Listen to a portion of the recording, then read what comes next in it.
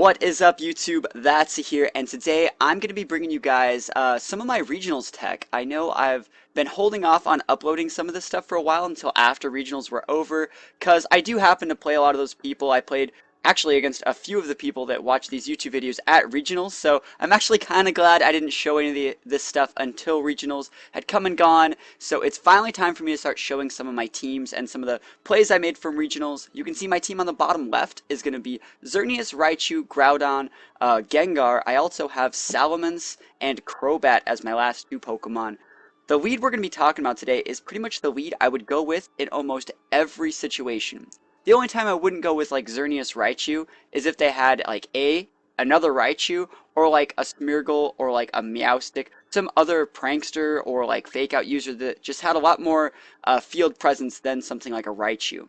And I know that physical Raichu is actually a very big thing right now. It's a great check to Kyogre with Volt Tackle. We are actually going to be using a standard Raichu set from 2015. The Volt Switch Raichu is what we're all going to be about. And some of you guys think, well, obviously you would want to use the physical one because just KOing a Kyogre or doing just massive amounts of damage with Volt Switch should be the better play. The way I see this format is if you're making your opponent switch, they're switching and they're eating a huge attack from like a Xerneas or like a Groudon or like a Mega Salamence or Mega Gengar. So if they switch, they're probably going to lose if they switch more than once or twice a game. So what Raichu sets up with Fake Out, if it Fake Outs them, cool, they got Fake Outed.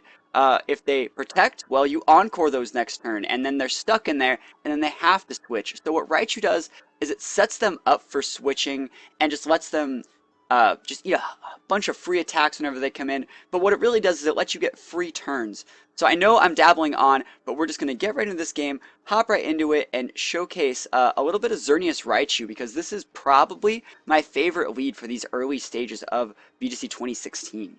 So we see Xerneas Raichu here. Raichu is a very fast beat stat. I'm pretty sure it's like 110.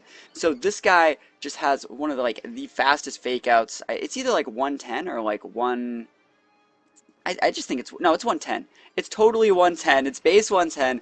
I almost second guessed myself there. But we see Kang Mega Evolve and it gains the Parental Bond. That's actually pretty good for me because in Mega Evolving he loses his potential access to Inner Focus as we fake out him turn 1. And you may think, well, like, normally, even if I got a Geomancy off here, against like a Togetic or like a Togekiss or like anything like that, they could just Thunder Wave me and neutralize my Xerneas. That's another strength of having a Raichu on the board. His access to Lightning Rod makes my Xerneas safe from those type of crippling paralysis moves like Thunder Wave, especially from things like Togetic or Thundurus or even other Raichus. So we see him pop the pretty much only thing he can really do, which is Tailwind, and this is where I would say like skill comes into the game. I could just mash that Dazzling Gleam button all day and probably be fine and probably still win the game. But protecting with Xerneas after you use Geomancy, I think is such a good play. Because remember, he does have a Tailwind up. I should want to wait this out. I don't have to force anything.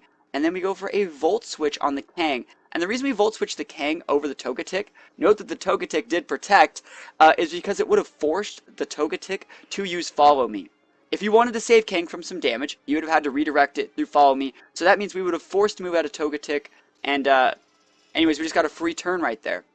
So now we follow it up with a Dazzling Gleam. We remember have that Geomancy boost, so we pick up the KO on Kang, who remember went for Sucker Punch on my Gengar, which is why we're seeing Gengar skill swap right here. I didn't opt to just go down, and I get Super Luck, I guess, and give Togetic Levitate. So I have a 4-3 lead right now as we see Togetic go for a Dazzling Gleam boosted by Fairy Aura, and he crit my Gengar. Good thing I took a Super Luck, right? That's pretty funny. So Groudon does come into play here, and I still feel just really safe because while we did talk about Raichu Xerneas letting me get to a very safe position in any game, it pretty much lets me get a Geomancy off very safely. Groudon is a Pokemon that can break my board. Remember, my Gengar doesn't have Levitate anymore. It has Super Luck, so for some reason, he's protecting. I think I'm going for a bunch of protects as well. I'm protecting with my Gengar at least. And I'm going to be...